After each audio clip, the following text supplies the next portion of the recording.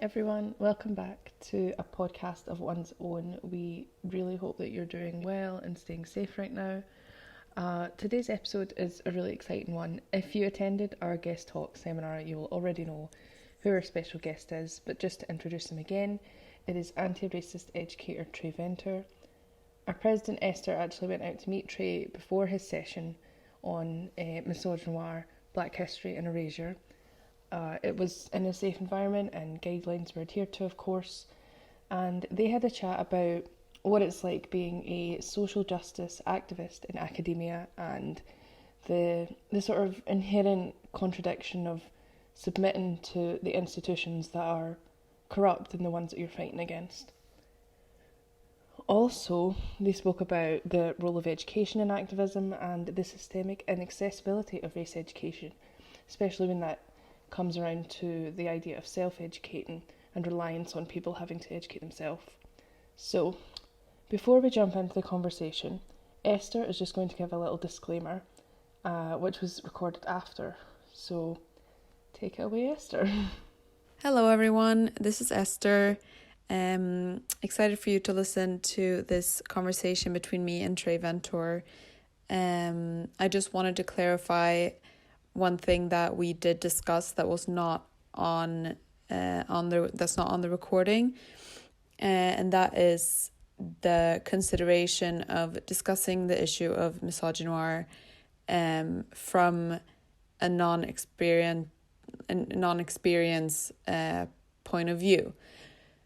So we both acknowledge and did throughout the planning of this event that Tré is not a Black woman.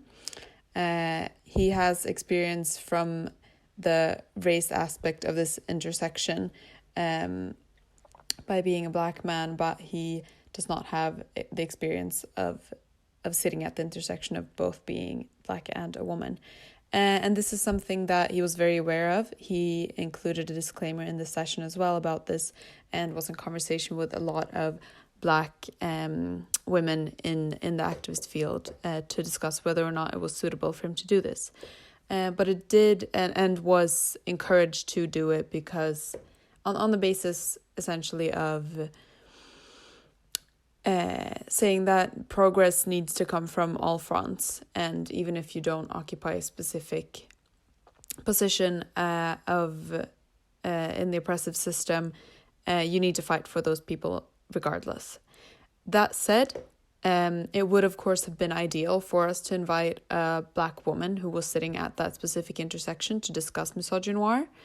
And there's another interesting lesson here from just trying to get in contact with activists. And we did discuss this in terms of, so essentially when you look for people, there is a form of almost shadowing or shadow banning. It's difficult to find activists in this field online. I was told by Tré that LinkedIn, for anyone who's interested, is a great place to start to look for activists. But I just did want to mention that we're aware of the fact that Tré is not a woman, although he is discussing misogynoir, and the failure to include a Black woman to have this conversation is of course in itself a form of erasure, but also shows us parts of the system where it's difficult to even make this progress and difficult to even get in touch with people that are able to come in. So there's a lesson to be learned about that. Yes, this was a long little tangential point that I wanted to make, and I'm very welcome to discuss it with anyone who would like to. That being said, we're very happy with the session, the webinar that Tré gave us, and I'm excited for you to listen to this conversation that we had. Have fun. Welcome, Tré. Is that how you pronounce it? Yeah. For you guys that can't hear it, this is Esther talking. We're just gonna have a little chat about everything around the event that we're having tonight. This will be released later, but yeah, do you want to just tell everyone a little bit about what you do? How did you end up doing it? What brought you into it? Last year, I was a student union officer, as full-time officer at Northampton Students' Union for Black and ethnic minority students, and I did a lot of these sorts of talks for students on specific on history and race and that sort of thing, things they wanted to know about and whatever. Yeah. And not just Black students or white students wanted to know as well about what they can do to help. So I did give talks to these to students about this stuff, and then when I finished that role, or towards when I was finishing, I realised that I liked doing it. Yeah. So I thought I'd see if I could carry on doing it in some way. Yeah. So yeah, I'm going just winging it essentially. Just doing it. That's awesome. And I'm studying again now as well. Oh, you are? I'm doing masters. You're at the same time. That's a lot of work. Yeah. What's the degree? It's with Leeds Beckett University in race education and decolonial thought. So, you have mentioned this. So when you hear like university talking about decolonising stuff and that curriculum and education, that's the sort of stuff that we do on my degree and what we talk about. That's amazing. And more so like the academics behind it. Yeah. Because when you say decolonisation, I find people just use that term like anywhere. Yeah. And it's often, especially now that it's being thrown around. And it's often conflated with diversity, and they're not the same thing. Even though they can be interlinked, they're not the same. So that's what my degree is about, and where race plays into that, and the whole history and resistance and activism and that sort of thing. Yeah. And that's stuff we talk about on my course. That's fantastic. And now you're also sort of getting the experience of talking about it as you go along. That's amazing. Yeah. It must be quite beneficial for the studies to kind of repeat it at the same time, like in your practice when you're doing the work. Yeah, like the Black Lives Matter movement is so embedded in the stuff that we talk about on the course. And this course has been around for a few years now, so it came after the Trayvon Martin killing. Okay, yeah. But not because of it. And then this happened, the George Floyd murder happened. Yeah. Which sort of added ammunition to why courses like that need to exist at universities. Yeah, hopefully we'll see more courses like that because I'm not sure if Edinburgh Uni does it. Napier doesn't. I had an investigation this summer. I went through the entire course catalogue and I was looking specifically for to see what kind of coverage Napier had at across the different schools and degrees. Modules or even subtopics within modules that would cover anything relevant to Black history and the aspects of the movement that's brought forward. How relevant it is to every different field and how it shows up in different workplaces and how it's just what it is, the systemic issue. And it was just disappointing seeing that it was just lacking so much, specifically in some degrees where you really expected it to be. I'm sure they do cover it to some extent in criminology, for example, and sociology, but from what I've talked about, it's still not. It's very much tiptoed around. It's added as a side note and and keep this in mind, rather than this is something that we all need to understand on a fundamental level from the get-go. No matter what you're studying, you should know this. I know that when I was at Northampton, that I sat in a couple of sociology classes where they were doing race, and they didn't talk about whiteness or white privilege at all. But they often talk about victims, like racism, what it does to other people, but never about the system, which is I think that's the issue. Yeah. Because that's what makes people feel be oblivious to it. It's because they don't see the events happening, and then they don't see the fabric in the system that actually makes it happen so often. Hopefully, I think the fact that you're studying it, the fact that these courses do exist, and hopefully will become more, that's going to be a big part of moving forward. But do you, as an educator in this arena, do you notice if there's any around you at your course or when you're visiting schools? Have you noticed a progressive shift in any ways since the summer or during this? A little, maybe. Whether that's consistent or whether that happens once the movement dies down a little bit remains to be seen. But I know there are some courses popping up. That I know they do Black Studies at Birmingham City University, and that's headed by Professor Kahindi Andrews. Oh wow. Then there's ethnicity, and I think there's ethnicity, culture and diaspora at Birkbeck in London, University of London, I think, Birkbeck. But I don't see many of these types of courses around in the UK. No. But when I look at in America, for example, we've got African American studies, and there has been like that for decades, essentially. I know there's an African history course starting, I think, at University of Chichester. And that's headed by Professor Hakim Adi. So those courses are popping up. They are popping up. They're just very niche, and you've got to look for it very hard, and it's not going to be promoted properly. I find that they will either be very niche or they will be almost too broad. Like I think there is. I might say it slightly wrong, but I think there's an undergrad just called African Studies at Edinburgh Uni. It might be called something slightly different, but it's like still quite broad. You know what I mean? Like there's a lot they could cover there. So trying to find a midpoint between like really niched and broad, and then see how it's so important that people learn these things. But then, what are the opportunities after once you have a degree like that? How are you going to apply it? How can you? How's society going to let you apply it? You know what I mean? Very, very interesting. And I was, as like you were saying, it remains to see how this momentum is used and utilized and pushed forward. But I think we had a session a few weeks ago on intersectional feminism, and we touched upon this quite a bit.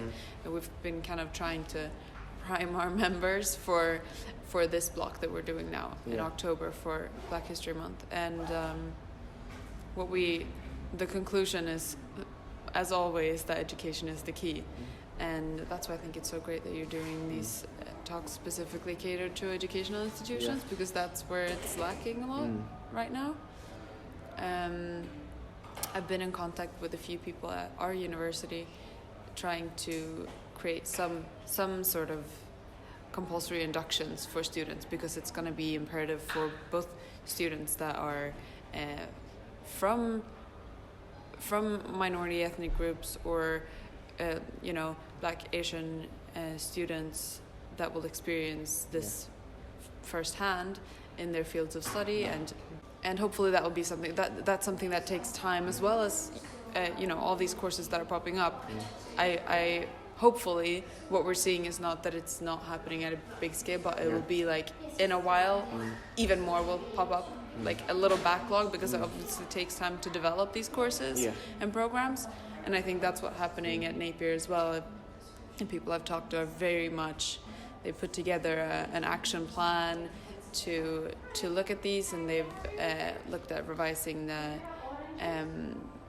race training for staff. There's been a creation of a BAME staff network as well, which is great news, but everything is happening slowly, like on an administrative level. There's a lot of work that needs to be done, and I think that's good that they're doing it properly rather than rushing it, and then it's but you were walking around a little bit in Edinburgh. You posted one statue, I saw. There was a statue of a lady and a child, a black lady and a black child. I think it was to commemorate the victims of apartheid. But the statue itself was like, it just stands out in the middle of in the street. It doesn't look like it belongs there. Essentially, no, like, it's eye-catching. Yeah, it's very eye-catching. And that was yesterday. That was yesterday. And then today, Jamaica Street I found, and the other one, which name? Dundas. Dundas. Street. That's the St. Andrew's Monument for Henry Dundas. has been talked about quite a lot in Edinburgh and criticized. You know, the placard that described the monument was absolutely not mentioning any of the things that he'd done that were negative. So he was an MP in the Midlothians in early 1800s, late 1700s, early 1800s, who had a great impact on Edinburgh and the areas around, but then it was never really mentioned that he also stopped abolition, or tried to stop abolition. He did delayed it by 15 years, the abolition of slavery, which meant that it was up to more than 500,000 people were enslaved and shipped over from the colonies. And that's, you know, immeasurable loss, and it definitely needs to be acknowledged. And it is being acknowledged.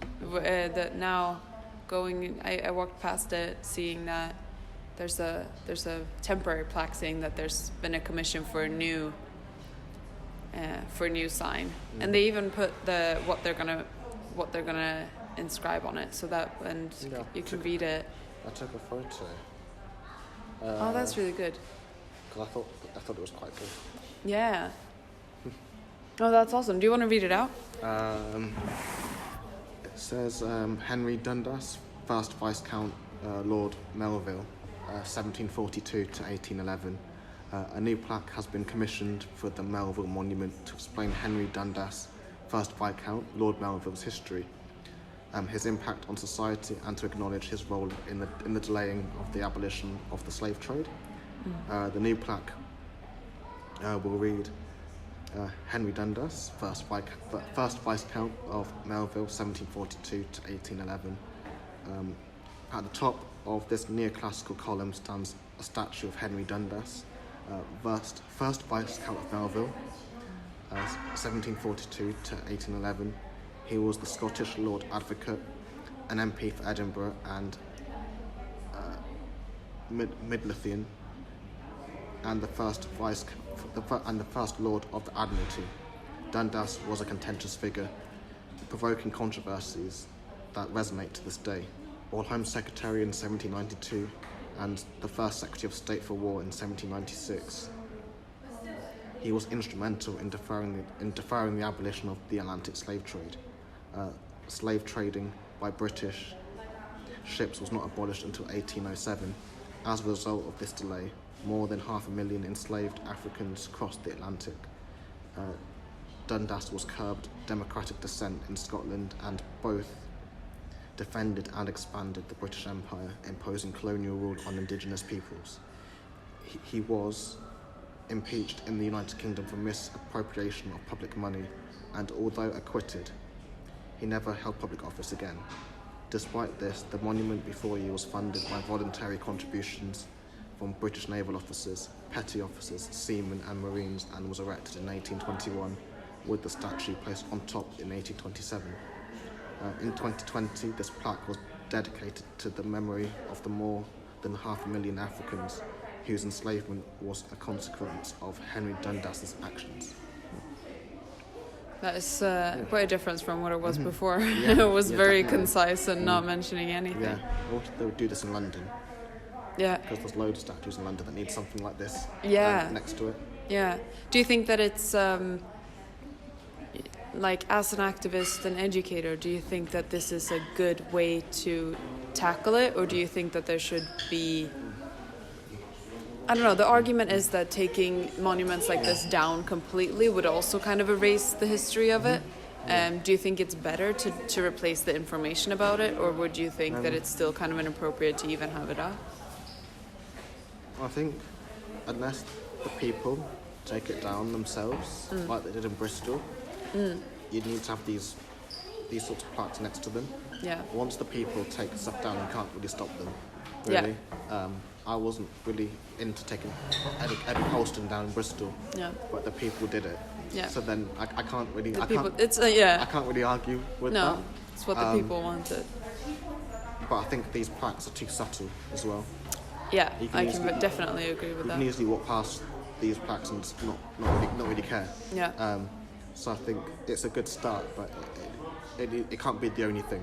No, I think like even for the people listening, we're just looking at a picture of the plaque right now, and it would be so easy to walk past it, and the only thing you would see is just the name in the like really big font, Henry Dundas, and then you would just keep walking, and that's what would stick with you rather than reading the fine print. So there's a lesson there as well to pay attention to what's around you. So when it comes to activism and educating people, do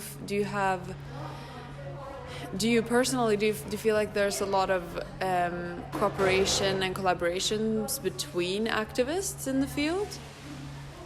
Like, do you talk to a lot of people that do the same type of work as you, or is it more of a like from a personal point of view? I think like some collaboration, but like all movements, there's disagreements. Yeah. Like you look at the civil rights movement, and it was so divisive, even within the civil rights movement. Yeah. And some people didn't disagree. Martin Luther King and Malcolm X didn't agree. No. In the beginning, but towards the end, they sort of saw eye to eye a bit more.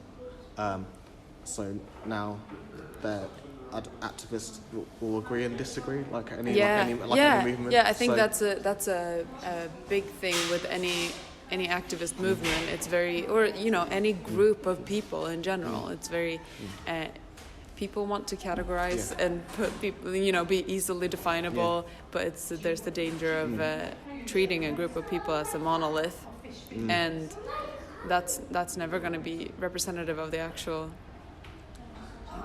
the way that it actually is. But as long, I think, sharing of perspectives is ultimately the only thing that will get anyone forward. Yeah. I mean, I do know quite a few people that do anti-racism talks and training and stuff. Yeah. LinkedIn's a really good space to find these people. Yeah. If you did a Google search on anti-racism trainers, you probably wouldn't get many. You wouldn't. Oh my gosh! You'd find. I think it's very hard. Oh, it's so hard. Yeah. It's so hard. Because in preparation for this, I was trying to, and especially, and also when talking to Napier and trying to help them to find people, and to push them to do it, it's really hard. It's like it's almost shadowed from the internet. Yeah. But LinkedIn's really good. That's really good. These sorts of things. That would be my new. I mean, I've had a LinkedIn account for years, but I will be totally honest, I've not really used it until this year, 4th year, when all of my lecturers are like, come on, and like, LinkedIn, you need to be on there. Which, oh, that's really good. What do you hope for in your activism? Like, if you were, do you see yourself doing more things? I know you're writing as well, you're a poet. I try. It is a lot as well. There's lots of things to do when it comes to this stuff. Yeah. And there also comes a point where you have to ask, can you be an activist and do this? If you're in academia. Very, very good point. For example, can you be an activist and do this, even though what you're doing is an act of resistance in teaching students about critical race theory, for example. You're still in the system. Inside. And I have similar issues with myself in doing. I'm a freelancer, but the stuff that I talk about, and then I go to institutions, and sometimes I take money from institutions to deliver these talks. So how far can you say is it activism or not? At the same time, so there is a grey area there, and there's a line, but I'm not really sure where that line is either. It's really difficult because on the one hand it might be the only way to get these points across to the people that really need to hear them, and to the systems and institutions that do really need to hear them. But you're also adhering to the structures that are already there. It's a very important point. Yeah. What about like everyday activism that everyone can do? what if the people that might have not been in activist spaces before and feel uncomfortable and don't know what to do, but they want to learn. Yeah. What do you think is linked? Well, you said LinkedIn is a good place to start to find out people that might be doing this type of work. Do you have other? Reading as well. Yeah. I like the reading. The books the reading. The books that are coming out are really good. My undergrad dissertation was on race and identity, and that was in 2019. So it was last year, but I started doing it in 2018. Yeah. And then I used the Natives book by Carla, Rennie Edlodge's book. Yeah, that's an excellent one. British by Afua Hirsch as well. Black and British by David Olusoga. But in the 2 years since then, there's been so many more books to come out, books that I've recently found out about. Yeah. Things like Me and White Supremacy. I think it's Layla's. That one's really good. I read that Layla's myself. Side. Yeah. Robin DiAngelo and White Fragility as well. So there's so many books on race. Some of them are more academic. I'll agree on that. And some of them they're quite inaccessible to general populations, but other ones are quite easy to read. Yeah. So books like White Fragility, I'd say, is quite a good way in to anyone that doesn't understand any of this stuff. Yeah, that's really good. I was talking to Asinath, and she is she's on the committee of Napier's BAME Society, and we were talking about how to best learn. I was mentioning, in passing, that I'd been watching Outlander. Oh yeah, I was like, Outlander. Yeah, and I was like, it brings out certain aspects, and I'm not sure,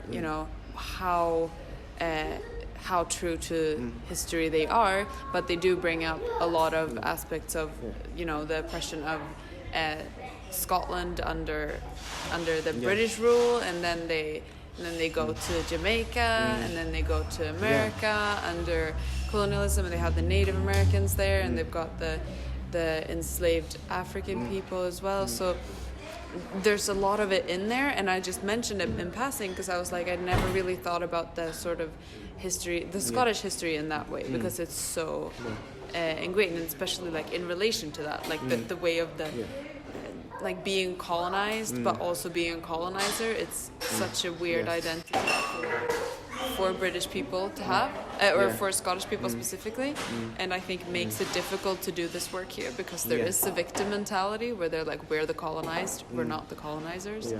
I think. But so we were talking about it, and I said, I just saw it in Outlander, and maybe it's silly to learn from Outlander. Really, and she said, it is really good. But her point was to say that it doesn't, maybe it's not the perfect historical account, but learning, even if you're learning from fiction, to get a new perspective on something, and it opens you up to one new way of thinking, that's still something, and that's still learning, even if it's not from an academic point of view, which I think is important. And I'm an academic at heart. I love that stuff too, but for people that find that difficult, I think she had a point actually that I hadn't thought of. I think we need to redefine what academia is as well. So fiction books can be part of that in terms of learning about history. The Long Song by Andrea Levy as a way to discuss the slave trade. That book is set on the sort of the year of emancipation, and the year afterwards as well. So it shows you sort of both sides of awesome. Enslaved people, but also how after emancipation you now had a population of people that were formerly enslaved, now demanding rights and jobs and stuff. Yeah, like that. That's really. So. What was the name of that again? The Long Song. The Long Song. And it was adapted by the BBC last year, or the year before. Oh wow. As well. So you should definitely watch that. Definitely will. But books like Outlander and the TV show as well, they don't have to be accurate. No. They just need to provoke you to ask questions and do your own research. And I probably wouldn't have done probably wouldn't have looked into Scotland and Jacobite cause or anything like that. if I hadn't watched Outlander. No, same. And I started reading the books as well. I've not read the books, and I'm a big reader, so I'm surprised that I haven't. But yeah, Outlander does that. It does articulate that really well without having to be 100% accurate. Yeah. And I don't think TV shows they don't need to be accurate, because otherwise they're just spoon feeding you stuff. Yeah, exactly. Yeah. It's better if they teach you to critically think about things. So shows like Outlander, Poldark is another one, about miners in the 18th century and the politics of that, and it goes into class oppression and gender oppression as well. Amazing. And so does Outlander, how Outlander depicts trauma in terms of women and violence and that sort of thing. Yeah. It doesn't need to tell you everything. No. It needs to push you to ask questions and do your own research. Yeah. It's fine just to watch a TV show and it doesn't need to be accurate. No. I think like the more you pay attention to how things that you watch and consume affects you, the more you can also get out of the next thing you consume. Yeah. So like I've noticed this now. Then the next show that I watch, or the next book that I read, or the next even podcast that I listen to, I'll be more aware of how I take that information in and how I cultivate it and bring it forward. So there's so many ways to learn. Yeah. So when we asked what decolonising curriculum and stuff like that, not every text has to be academic, or academic, whatever that means. No, yeah. I think it's how we interpret those texts and what we do with them. You can use fiction to talk about these issues, poetry. Yeah. To talk about those issues. Yeah. Not everything has to be a journal article. No, and I think it actually. Importantly, it's important that it comes from different ways. That's the only way it's gonna change anything fundamental. If it's only ever happening in academic text, then it's not gonna have an impact on the wider society. So I think you're really right there. Well, I won't take up any more of your time. I'm not busy anyway until whatever time. Yeah, well, I'm really looking forward to the guest talk tonight. Hoping a lot of people show up. We've been trying to circulate it to all the students and staff at the university, so hopefully we'll have a good turnout. Yeah, it's really great to have you here. It's nice to have you in Edinburgh. Thank you for coming. I'm gonna round it up here. And that was Esther and Tré chatting out in Edinburgh earlier this week. If you want to chat to us more about the topics in this week's podcast, the best way to contact us, or maybe the only way to contact us actually, is through our social media channels. So you can DM us on Instagram at FemSocNapier, message our Facebook group, which is also FemSocNapier, or you can try searching Edinburgh Napier Feminist Society, or you can DM us on Twitter too. We have that at FemSocNapier as well. I want to again thank Esther and Tré for the brilliant episode and doing it on such short notice, and we'll be back in a couple of weeks to talk about disability, as November is Disability History Month, so we're really looking forward to celebrating that and educating and chatting about different things. So yeah, till then, stay safe, stay well, and we'll see and hear you in the next one. Goodbye.